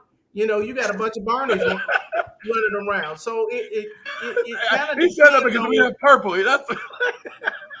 But my bad, Bryce. I didn't even think about you at a purple school. No, one thing I'll say that we've started doing that we did at Hopewell, we've done it here at Cox Mill. I like the white bottom, especially being in a turf field. I like the white home bottoms with your solid color. I don't know, that's been like a fun homecoming, senior night. Like for senior night, we did the teal with the white pants. That was good. It's just a nice, clean, you're here to play, but that solid color lets everybody know we're home. Man, I agree with both of y'all. I'm going to go to Alabama. I'm going to go to T.C. Williams and remember the Titans, all white. Think of TK's run at Independence. Them road games, the Patriots wore all white. It's the most clean-looking football. I was told this a long time ago, less is more. I got to agree with both you two men.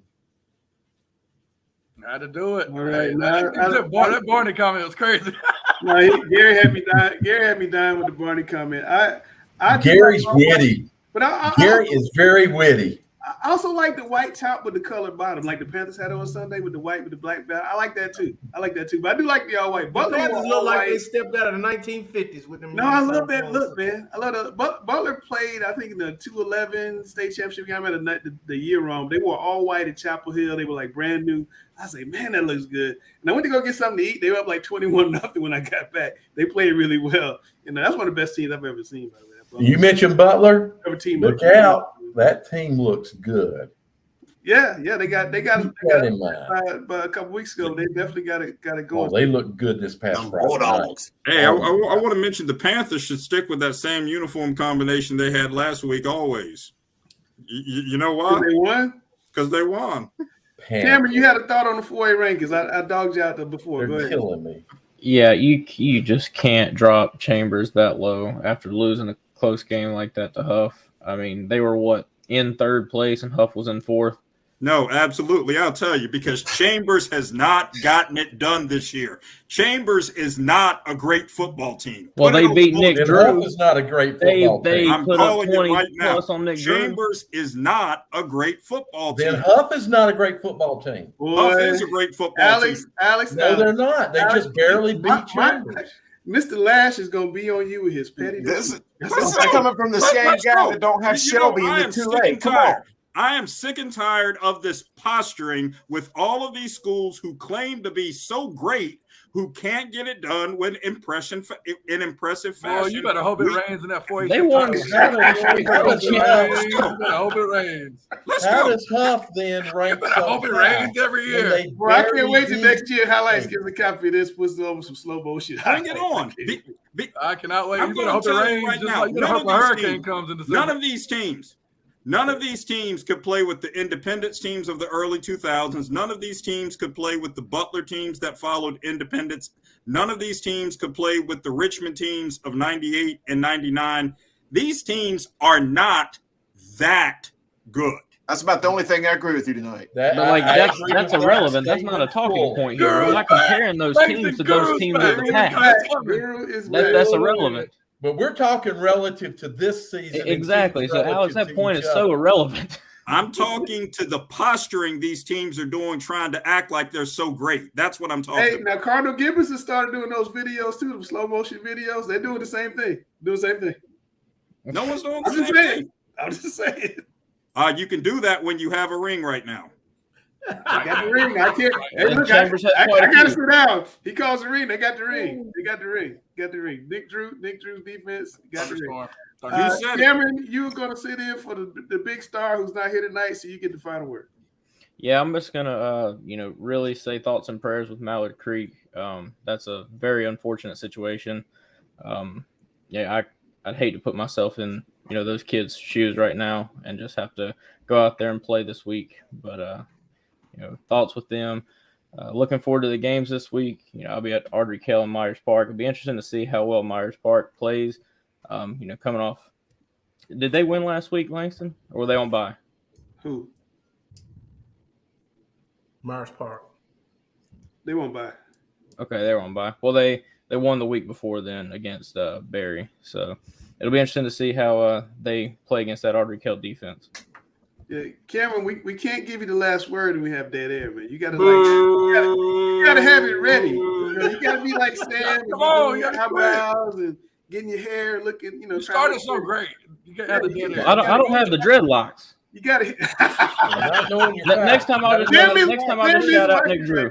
Sam is watching right now. You gotta know your facts. No. But this is a sneaky big game for Myers Park because they want to kind of be back on the comeback train. If they can knock off Kell, it would put them in place to turn a playoff spot. So it's a big game for them. They got a monster crowd over there. Both sides should be packed out. Should be a fun game for you to go watch. What you say, Chris? Oh no, I'm giving subliminal messages to Grice. He knows what I'm looking at. His comment. All good. But look, man, it's been a fun show. We're a little heavy, and I knew we were going to be heavy today. I apologize. But Chelsea will be back next week. Sam will be back next week. We'll have a good time. I'm Langston. That's Gary. That's the guru, the number one voice of high school football. Dale Ross, who's disappearing. Dale Ross. Alex Bass. And you see why we call Alex Bass a contrarian. You've seen it during the show. Chris is back on the Sunday. Dale had to turn off his iron. I know, right? The iron's still sitting here now. The iron's still here. That's Coach Price, the number one color guy in North Carolina, number 2 voice high school football, and Cameron Williams, the guru in training, and we are Talking Prep.